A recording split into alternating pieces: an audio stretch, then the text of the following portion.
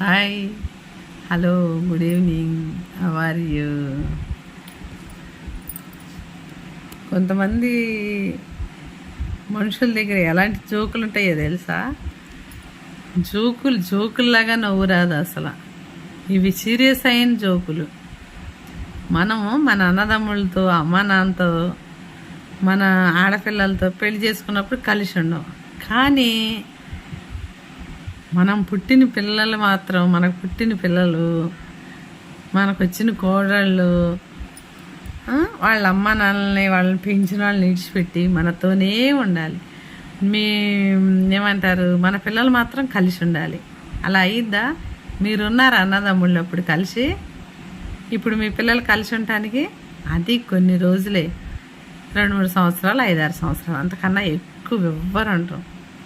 అతిగా ఆశపడిన వాళ్ళు, అతిగా ఆవేశపడిన వాళ్ళు బాగుపడ్డట్టు, సుఖపడ్డట్టు చరిత్రలోనే లేదు. ఇది కొంతమంది తెలుసుకోవాలి. ఎందుకో తెలుసా? నోరు ఫ్రీయే కదా అని నోటికి వచ్చినాయన్నీ వాగేసేస్తున్నారు. అవన్నీ మళ్ళీ వెనక్కి తిరిగి మీ దగ్గరికే వస్తాయి. ఎలాగో తెలుసా? గోడకు మనం బంతి కొట్టామనుకో, కరెక్ట్గా మనం ఎక్కడి నుంచి వేసాం అక్కడికే వచ్చింది ఆ బాలు. అట్లాగే మీరు అనుకునే మాటలు కరెక్ట్గా మీ దగ్గరికే వస్తాయి. అప్పుడు తెలుస్తుంది మీకు. ఇప్పుడు మీరు ఎవరినన్నా బాధ పెట్టినా, మీ మాటలతో ఇబ్బంది పెట్టినా, వాళ్ళు కొద్దిగా గొప్ప బాధపడి మర్చిపోతారు. కానీ మీరు చిత్రహింసలకు గురవుతారు. గుర్తుపెట్టుకోండి. చెరపకురా చెడేవు. ఈ చాత్రం విన్నారా? నేర్పుకున్నారనుకో, మీరే లాక్కోలేక పీక్కోలేక చచ్చిపోతారు. అప్పుడంటే వాళ్ళు వీళ్ళు ఉన్నారు చవటానికి, మారస్తానికి. అప్పుడు ఎవ్వరూ ఉండరు. అర్థమైందా? సిగ్గుతో తల దించుకోవాల్సి వచ్చింది. దీంట్లో నుంచి బయటికి రాలేము. ఎందుకంటే ఏదైనా కానీ ఎవరికైనా నేర్పితే మనం మానపలేము. అందు గురించి ఏది పడితే అది నేర్పకూడదు. మానపచ్చు కానీ నేర్పకూడదు. పిల్లలకి నేర్పుకుంటున్నారు, నెత్తినెక్కించుకుంటున్నారు. రేపు పొద్దున ఏం జరిగినా, ఏమైనా అడిగే దిక్కే ఉండరు అసలు. అంతే. అది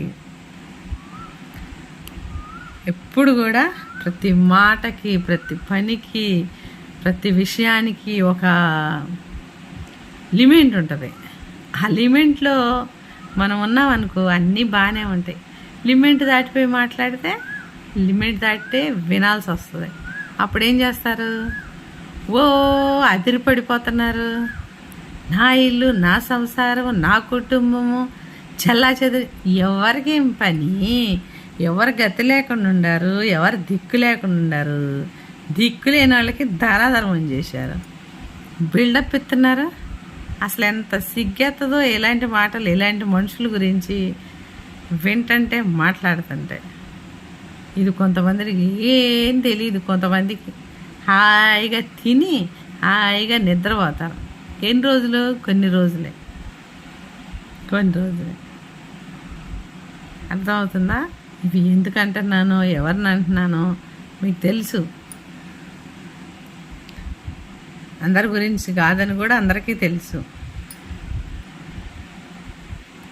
ఎంత ధైర్యం ఉంటే ఎదటి మనిషిని అంత చీపుగా చూస్తారు. అసలు ఏం తెలుసు మీకు? అసలు ఏం చేశారు? తాతలు ముత్తాతలు సంపాదిస్తే అది తిని డొల్లలు పెంచుకొని తిరగటమా? కొంపలేమటే ఏదో పెద్ద కొద్దిగా పని చేస్తున్నారు. మీరు సొంతంగా సంపాదించి ఏం కొన్నారు? ఇల్లు వాకిలు కొన్నారా? పొలాలు కొన్నారా? బంగారం కొన్నారా? ఫస్ట్ మీరు కొని చూపించండి, గర్వపడండి. తాతలు ముత్తాతలు అమ్మ బాబు సంపాదిస్తే తినటం, తిరగటం, గర్వపడటం మానేయండి. ఎందుకంటే అది పెద్ద లెక్కలో రాదు.